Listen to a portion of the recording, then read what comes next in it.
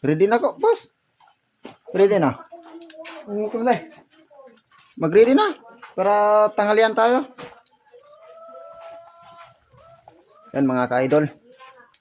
Sayang tayo ng mais. Lungag-tag mais ba? Maglungag-tag mais.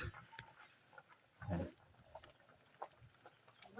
Sayang tayo ng mais mga ka-idol. Ito talaga mga ka-idol. Pag dito kasi sa province, ang gamit talaga natin, ganito. Pero pinakita ko naman sa inyo, dalawa yung saingan natin. Ganito, kahoy, at saka yung gasol.